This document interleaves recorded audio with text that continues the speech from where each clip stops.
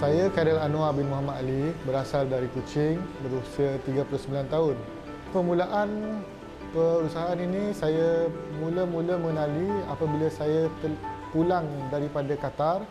Jadi saya melihat satu perusahaan yang berpotensi untuk dijalankan secara urban dan terutamanya di kawasan bandar, dan kita memilih Udang Kara ni lah sebab dia bersesuaian dengan konsep pertanian bandar tu.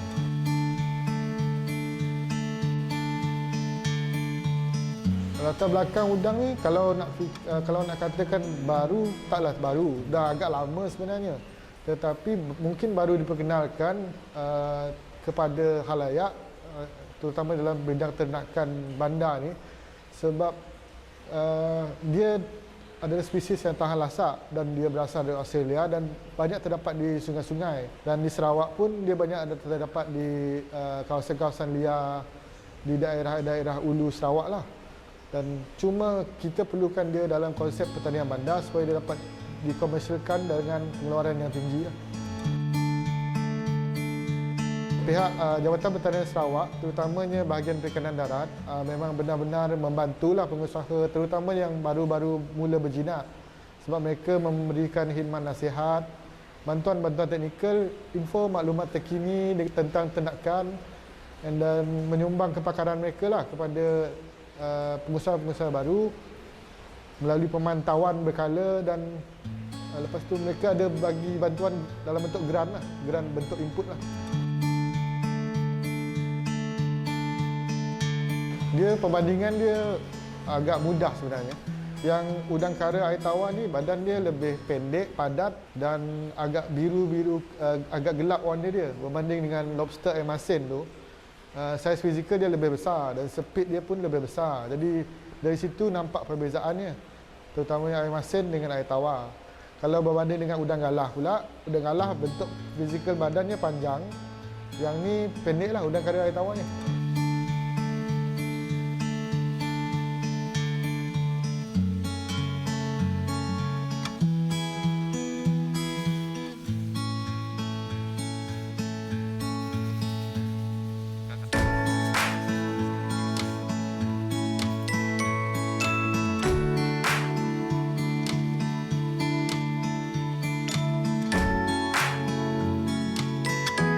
Kalau nak ambil kira dari segi peternakan udang kara ni, memang dua topik tu yang kita perlu ambil kira lah, pemantauan kualiti air dengan pemantauan makanan lah, jumlah makanan yang dibagi. Kualiti air tu kita kena pastikan dia dalam julat yang optimum untuk memastikan pembesaran dan juga untuk memastikan udang tu dapat hidup atau membesar dengan baik. Lepas tu dari segi pemakanan pula, kita tak nak lebihkan terlalu banyak makanan yang akan merosakkan mutu air pula. Jadi dua tu memainkan peranan penting dalam pembesaran udang.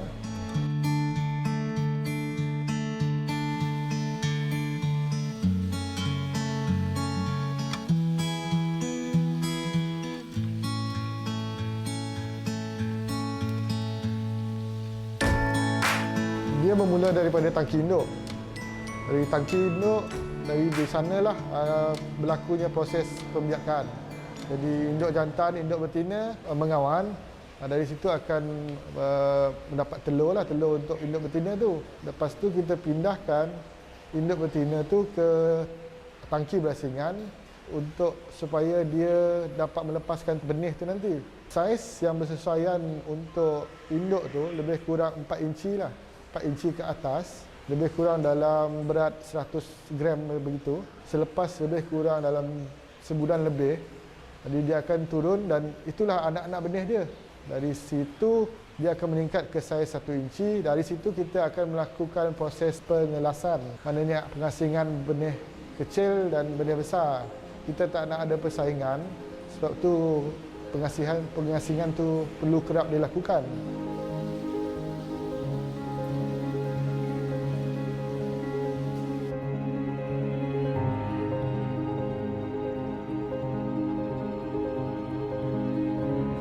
Setakat ni kita fokus kepada benih, penjualan benih. Jadi jualan benih kita sekarang bermula dengan saiz 1 inci ke bawah. Kita jual pada harga RM1.20 seekor. Lepas tu seinci ke atas kita jual pada harga RM1.50 seekor. Lepas itu 2 inci kita jual pada harga RM4 seekor.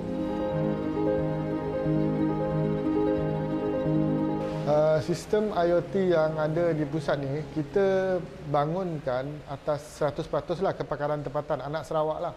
Sebagai salah satu jugalah untuk menyahut seruan Kerajaan Negeri Sarawak supaya pertanian menuju ke arah ekonomi digital. Jadi melalui sistem ini kita dapat membuat pemantauan terutamanya kualiti air kita sebab ia merangkumi pH, oksigen dengan suhu. Daripada 3 ni pun dah kita dapat memantau aktiviti harian kita supaya kita dapat satu data yang kita boleh rujuk kemudian hari jika apa-apa berlaku pada tindakan lah.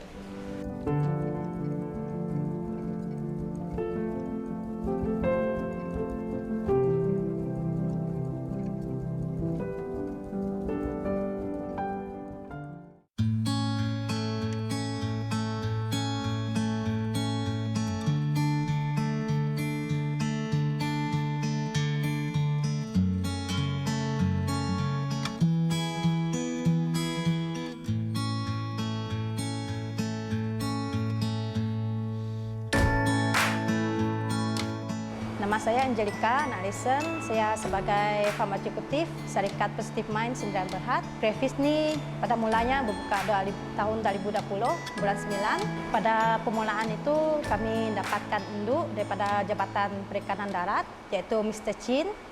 Dia beli dekat orang Miri lah. Dia order booking dari sana, lepas tu order, lepas tu hantar dekat sini. Dia beli hari itu dalam 100 ekor lebih macam itulah. Selain itu juga bantuan yang kami orang dapat adalah macam barangan seperti bakul untuk induk yang bertelur. Lepas tu dolomite. Dolomite itu adalah untuk kalsium anak udang semasa mereka bertukar kulit. Lepas tu diorang juga membagikan kami orang kursus lah untuk peternakan udang kara air tawar. Dalam kursus tu saya dapat banyak belajar tentang penjagaan, macam mana menternak udang, lepas tu macam mana dia punya pemakanan, semua ada lah.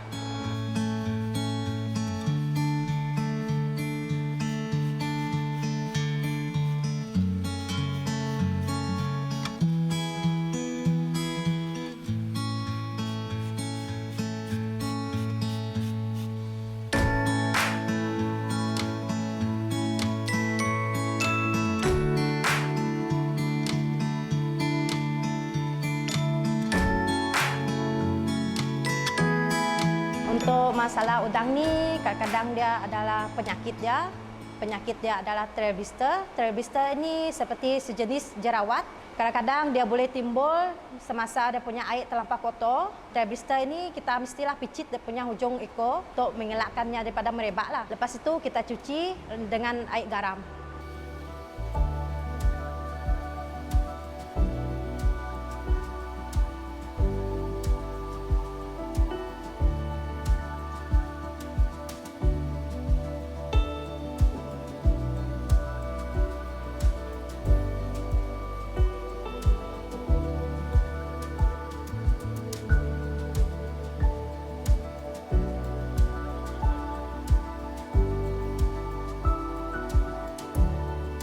Susah nak jaga dia adalah kadang-kadang nak cakap tukar air tu adalah juga susah dia. Lepas tu dia punya nak suruh udang kara ni 100% nak hidup tidak dapat juga sebabnya adalah dia punya 70 sampai ke 80 dia punya kehidupan. Kadang-kadang susah juga mau kawal.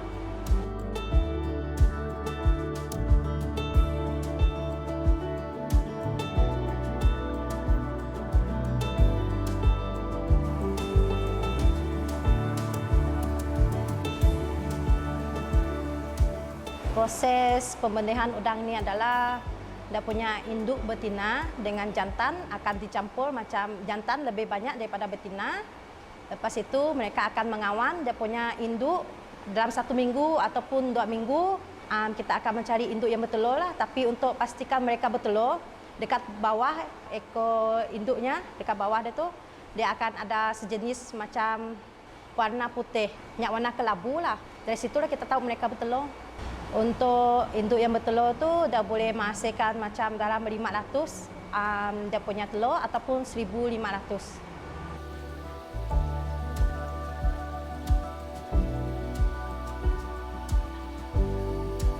Untuk time mereka sudah bertelur, proses mengawan memang tidak akan diteruskan. Untuk mengelakkan mereka daripada telur dan gugur, kami akan pindahkan mereka ke tempat kolam yang lain lah, macam wet bersalin macam tu. Kami akan pindahkan mereka ke dalam bako.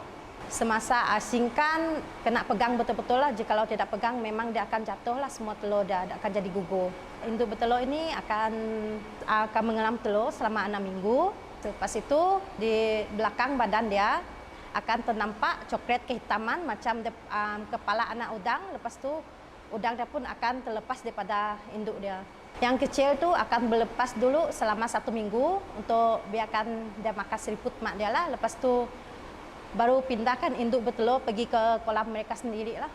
Takut induk dia tu akan makan anak dia sendiri kalau dilepaskan. Sampai dia kecil dalam 4 hari, 1 minggu macam tu 0.5, 0.9 inci. Lepas tu 1 inci nak pergi ke 1 bulan, 2 inci dah pergi ke 2 bulan. Untuk yang macam induk matang 4 inci, 5 inci ataupun 6 inci yang akan pergi ke 6 bulan, 7 bulan sampai ke 8 bulan.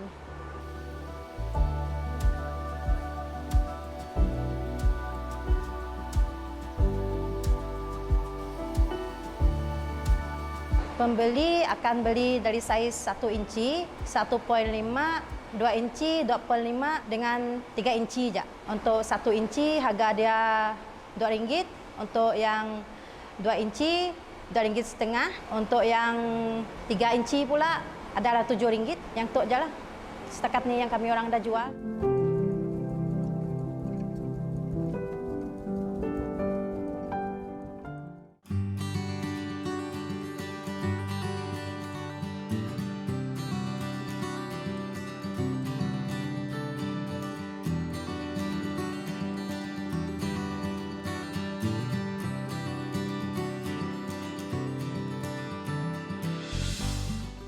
Selamat datang kepada Tuan ke Pusat Perikanan Darat Semenggok.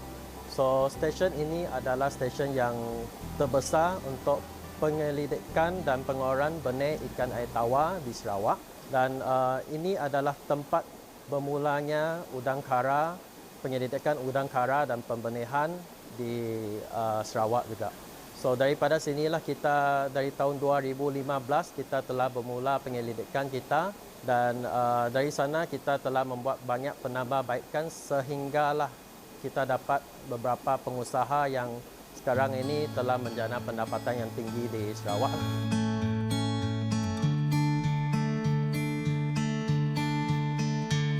Udang kara ini, nama saintifik dia adalah Sherec pradicarinatus. Ia berasal sebenarnya dari luar negara, tapi dia menjadi satu spesies yang telah berada di perairan kita sejak berpuluh tahun dahulu, dan dahulunya dia tidak popular sebagai makanan, tapi sekarang telah menjadi satu makanan yang agak mahal lah.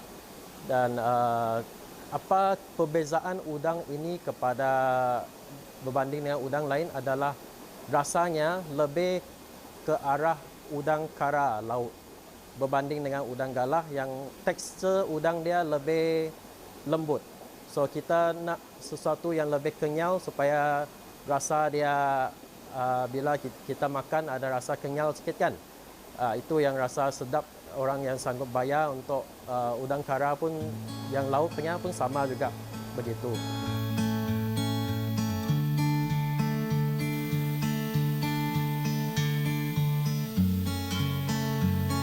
Udang itu sebenarnya berasal daripada Australia. Kemungkinan dibawa masuk masa itu belum lagi undang-undang diperketatkan untuk apalah. Mungkin sebagai udang hiasan saja dan terlepas ke perairan, dan semakin dia membiak dan sekarang daripada itu dia telah menjadi spesies yang invasif kepada persekitaran dan macam ada sikit berunsur pemusnah dan selalu tersangkut di jaring nelayan. Jadi mereka pun cubalah makan udang itu. Dan daripada sana mereka dapati udang tu sedap. Dan kita pula fungsi kita selepas mengetahui perkara ini, kita cuba mengambil sikit sampel balik ke stesen untuk pemerhatian, pemantauan dan selepas itu cuba untuk membuat pembiakan dan rasa spesies ini berpotensi untuk dijadikan spesies komersial lah.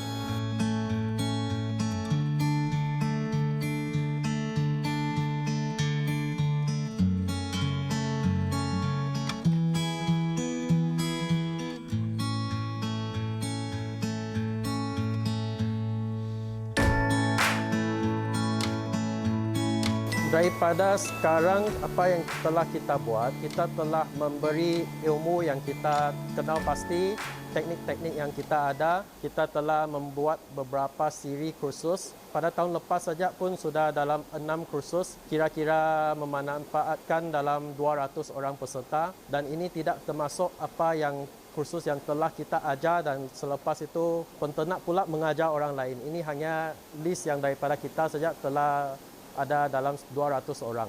So daripada sana pun kita ada memberi induk udang dan benih udang yang sedikit dalam 50 ekor benih untuk mereka cubalah dalam industri ini. Mana tahu boleh berjaya. Itu yang terjadi kepada kebanyakan penternak kita dan dari sana mereka mendapat kejayaan.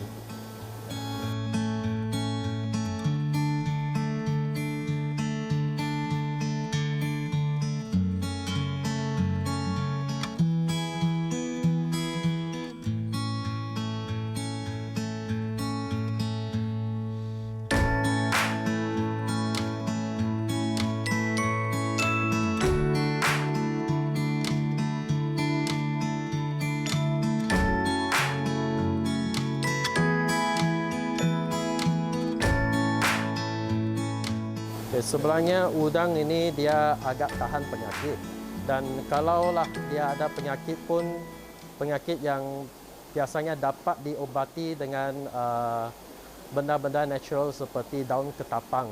Kalau yang penyakit yang lebih kronik masih belum lagi dikesan di Sarawak dan disebabkan kita punya pencegahan dari segi import ekspor masuk keluar daripada Sarawak untuk spesies ini agak ketat. Jadi kita sebenarnya kondisi di Sarawak sesuai untuk culture komersial dan bebas dari penyakit lah.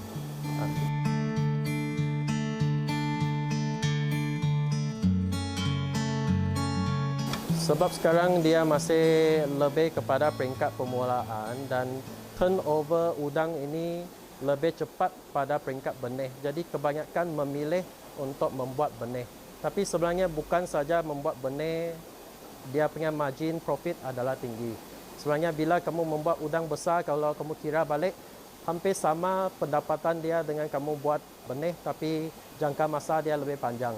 So, kebanyakan penternak kita ingin mendapat pulangan modal dulu, baru dia masuk kepada pengeluaran udang besar. Tapi kedua-duanya mengikut pilihan penternak, dua-dua pun ada. Kita tidak paksaan dari segi itulah.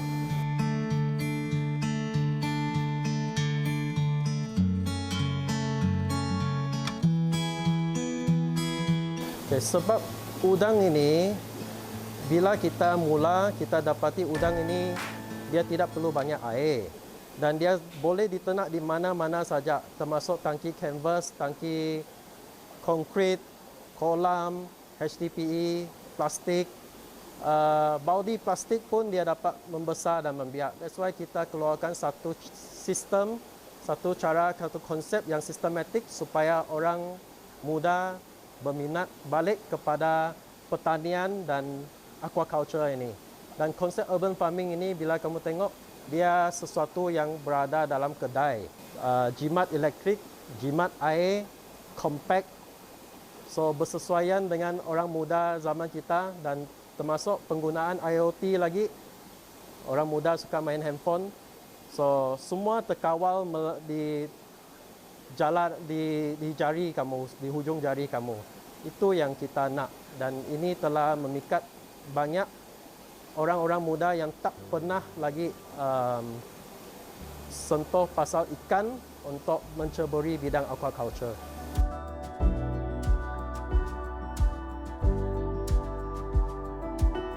Setakat semua yang telah menceburi urban farming menggunakan konsep urban farming, semua mencapai pendapatan yang tinggi, lebih daripada RM3,000 ke atas, dan setakat ini belum ada yang menemui kegagalan lah. Semua yang di backyard juga mendapat pendapatan sampingan daripada aktiviti ini juga.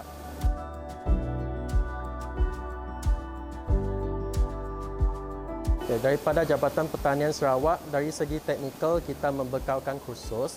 Secondly, kita membuat pemantauan berkala, kita buat extension program, kita turun ke padang untuk memberi nasihat dan tunjuk ajar sekiranya dia penternak itu menemui sedikit masalah dari segi penternakan. Selain itu, kalau dia nak memperkembangkan projek dia, kita akan memberi beberapa bentuk bantuan dari segi input untuk dia menambahkan saiz projek dia supaya pendapatan dia akan meningkat lah.